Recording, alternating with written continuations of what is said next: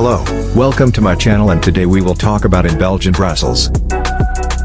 In January 28, 1890, Rizal left Paris for Brussels, the capital of Belgium. Two reasons driven Rizal to leave Paris. First is the cost of living in Paris was very high because of the Universal Exposition, and second is the gay social life of the city slowed down his literary works, especially the writing of his second novel, El Filibusterismo. Rizal was accompanied by José Albert when he moved to Brussels.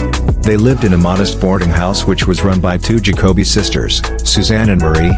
Later, Albert left the city and was replaced by José Alejandrino, an engineering student. Rizal was busy writing his second novel, which was a continuation of Noli. He was never lazy even for an hour. Aside from writing its chapter, he also wrote articles for La Solidaridad and letters to his family and friends. Being a physician, he spent part of his time in the medical clinic.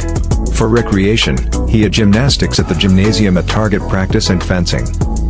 Rizal was the first to advocate the Filipinization of its orthography. Sobre la nueva ortografía de la lengua tagala, the new orthography of the Tagalog language, was published in La Solidaridad on April 15, 1890. In this article, he set down the rules of the new Tagalog orthography, and with modesty and sincerity, he gave credit for the adoption of this new orthography to Dr. Trinidad H. Pardo de Tavera, author of the celebrated work El Sanscrito en la lengua tagala, Sanskrit in the Tagalog language, which was published on 1884, in Paris. In Brussels, Rizal received news from Juan Luna and Valentin Ventura that the Filipino in Spain were destroying the good name of their nation bt gambling too much. These two compatriots in Paris urged him to do something about it. Accordingly, Rizal wrote to Marcelo H. del Pilar on May 28, 1890 to remind the Filipinos in Madrid that they did not come to Europe to gamble, but to work for their fatherland's freedom. The gambling Filipinos in Madrid were angry when they learned of Rizal's moralizing. Thereafter, they called Rizal Papa or Pope instead of Pepe.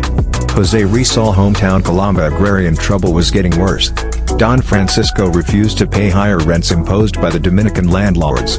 Dominican order filed cases to dispossess Rizal family of their land in Calamba.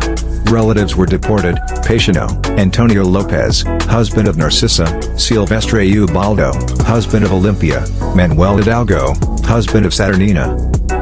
José Rizal had bad dreams during the nights in Brussels when he was restless because he was always thinking of his unhappy family in Calamba. Although he was not superstitious, he feared that he would not live long. He was not afraid to die, but he wanted to finish his second novel before he went to his grave.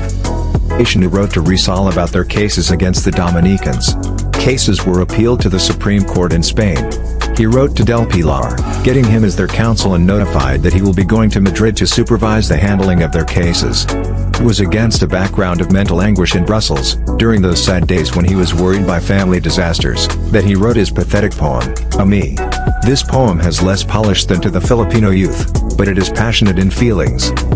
Two things brought some measure of cheer to the hopeless Rizal as he was preparing for his trip to Madrid. First reason is the summertime festival of Belgium, and the second reason is his romance with Suzanne. She cried when Rizal left toward the end of July, 1890 for Madrid, stopping for a few days in Paris. That's all for today's video. Thank you for watching and have a nice day. See you in the next vlog.